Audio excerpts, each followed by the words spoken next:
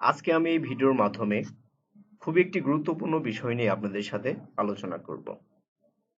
আমরা যখন মাইক্রোসফট অ্যাক্সেসে কোনো বিল এন্ট্রি করতে যাই বা কোনো বিল প্রজেক্ট নিয়ে কাজ করি, অনেক সময় দেখা যায় যে আমরা যদি কোনো পণ্যের দাম যদি ৭ টাকা ৫০ পয়সা হয়, দেখা যায় যে আমরা ৭ টাকা উঠাতে পারি কিন্তু ৫০ পয়সা ৫০ পয়সা ক্যালকুলেশন করতে পারিনি। আমরা আজকে এই ভিডিওর মাধ্যমে এই সমস্যাটা কিভাবে সলভ করা যায় সেটা নিয়ে আলোচনা করব। চলুন তাহলে কথা না বাড়িয়ে আমরা মূল ভিডিওতে চলে যাই।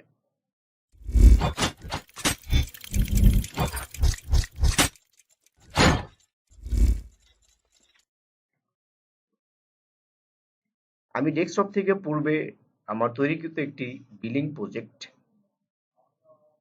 এটা আমি ওপেন করছি।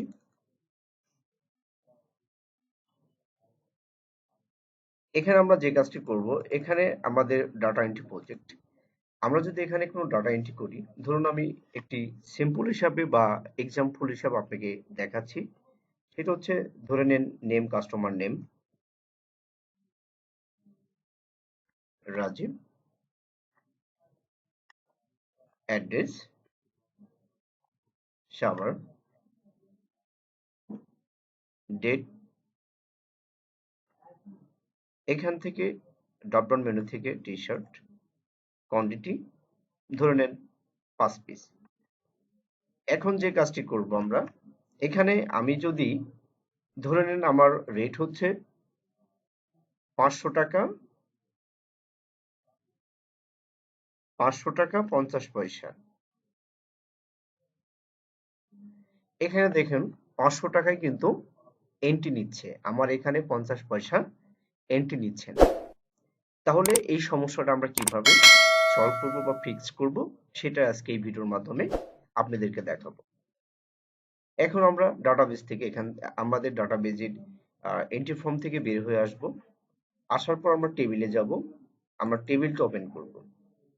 ওপেন করার পরে এরপরে আমার যে টেবিলটা আছে আমি সেই টেবিলটাকে টেবিলের উপরে ক্লিক করে আমি মাউসের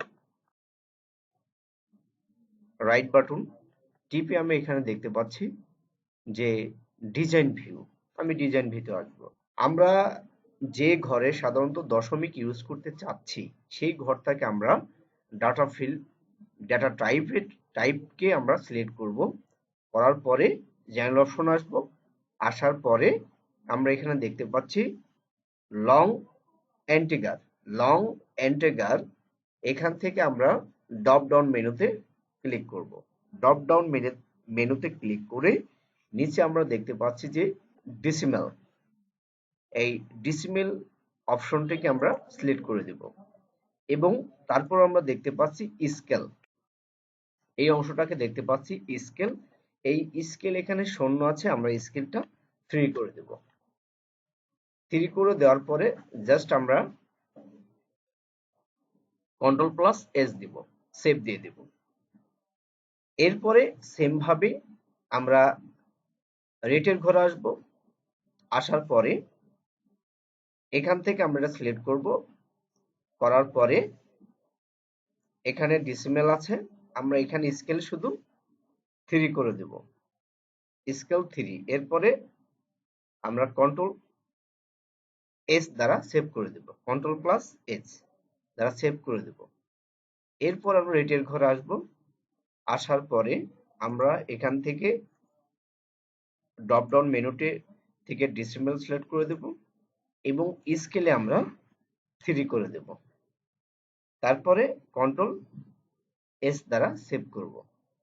করার পরে এটাকে আমরা সেভ দিয়ে এখান থেকে বের হয়ে যাব। এরপরে যদি আমরা ডাটা ঘরে যদি আমরা ডাটা টাইপ করি, কোয়ান্টিটি 12 পিস এবং এখানে 500.50। এখন আমরা দেখতে পাচ্ছি যে এখানে আমার 50 পয়সা নিয়ে নিচ্ছে, অর্থাৎ 50 পয়সা আমি এখানে অ্যাড করতে পারছি। এখানে আরেকটা ডাটা যদি আমরা অ্যাড করি, ধরে নেন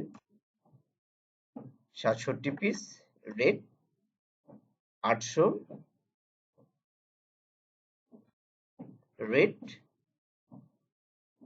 800.60 পয়সা। তাহলে এখানে পয়েন্ট নিয়ে নিচ্ছে। তাহলে আমরা এখানে যে কোনো ধরনের পয়েন্টকে আমরা ক্যালকুলেশন করতে পারবো খুবই অনায়াসে।